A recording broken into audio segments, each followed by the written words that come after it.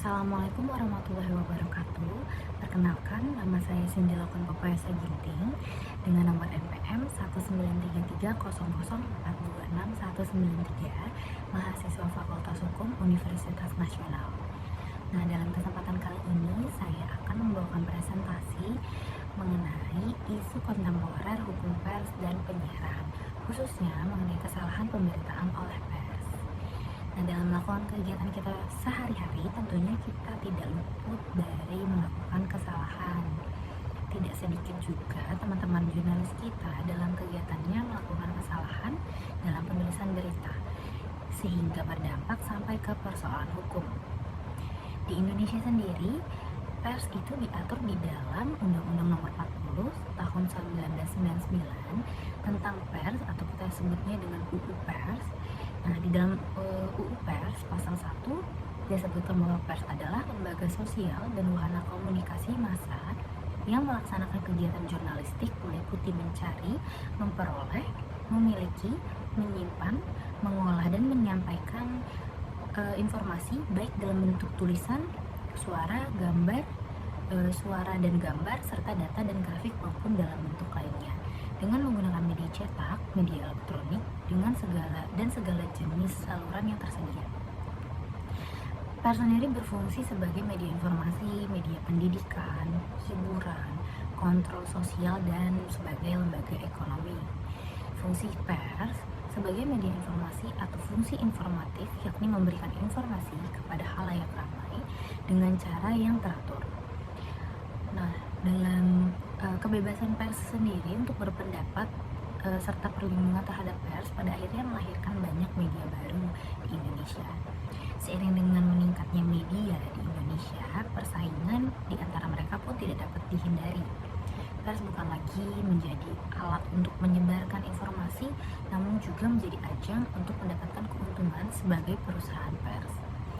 Persaingan-persaingan yang terjadi secara perlahan berakibat pada menurunnya kualitas dari media tersebut. Nah, dalam rangka menjaga kebebasan pers nasional serta hak asasi manusia untuk mendapatkan informasi, maka dibentuklah suatu badan independen yang mengawasi dan menjaga kemerdekaan pers, yakni disebut Dewan Pers sesuai dengan pasal 15 dalam Undang-Undang Pers. Dewan Pers memutus untuk mengukuhkan satu kode etik jurnalistik yang wajib dipatuhi oleh seluruh pers yang ada di Indonesia. Salah satu contoh kasus kesalahan pemberitaan oleh pers pernah terjadi di media sosial, di mana pimpinan redaksi dari Banjar Hits, yaitu Dianata Putra Sumedi, dilaporkan ke Polda Kalimantan Selatan oleh Sukirman dari Majelis Umat Kepercayaan atas dugaan melakukan pelanggaran terhadap pasal 28 ayat 2 Undang-Undang Nomor 11 Tahun 2018 tentang informasi dan transaksi elektronik, atau yang biasa kita sebut dengan UU ITE. Nah, berita yang dipermasalahkan oleh pelapor itu berjudul "Tanah Dirampas John Lin, Dayak Mengadu ke Polda Kalsel". Berita ini diupload di banjarhits.id pada 9 November 2019. Jaksa menganggap Dianata melanggar pasal 28 UU ITE. Pasal itu berbunyi, setiap orang dengan sengaja dan tanpa hak menyebarkan informasi yang ditujukan untuk menimbulkan rasa kebencian atau permusuhan individu dan atau kelompok masyarakat tertentu berdasarkan atas suku, agama, ras, dan antar golongan atau sara. Jaksa menuntut Dianata dengan hukuman 6 tahun penjara. Namun, hakim menjatuhkan hukuman lebih ringan selama 3 bulan 15 hari. Berita tersebut dianggap telah menimbulkan kebencian terhadap kelompok masyarakat tertentu berdasarkan atas sara. Nah, pada tanggal 5 Februari 2020, Dewan Pers memutuskan bahwa berita yang dilaporkan melanggar pasal 8 Kode Etik Jurnalistik karena menyajikan berita yang mengandung prasangka atas dasar perbedaan suku atau sara. Dewan Pers merekomendasikan agar teradu melayani hak jawab dari pengadu dan menjelaskan persoalan pencabutan berita yang dimaksud. Rekomendasi itu diteken melalui lembar pernyataan penilaian dan rekomendasi atau kita sebut PPR Dewan Pers. Dewan Pers mewajibkan Banjar Hits memuat hak jawab dan meminta maaf. Menurut Undang-Undang Pers Nomor 40 Tahun 1999 yang telah diatur, dapat disimpulkan bahwa sekurang-kurangnya terdapat 4 bentuk kesalahan pemberitaan, yaitu 1.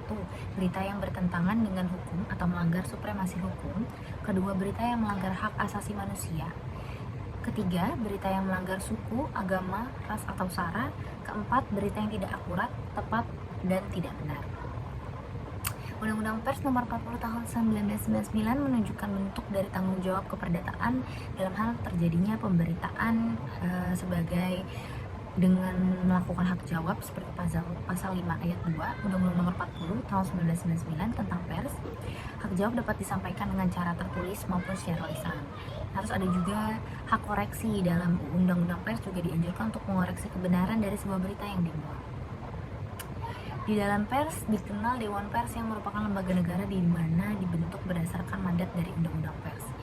Menurut ketentuan pasal 5 ayat 2 Undang-Undang Nomor 40 Tahun 1999 tentang pers, fungsi Dewan Pers adalah menetapkan dan mengawasi pelaksanaan kode etik jurnalistik dan memberikan pertimbangan dan mengupayakan penyelesaian pengaduan masyarakat atas kasus-kasus yang berhubungan dengan pemberitaan pers.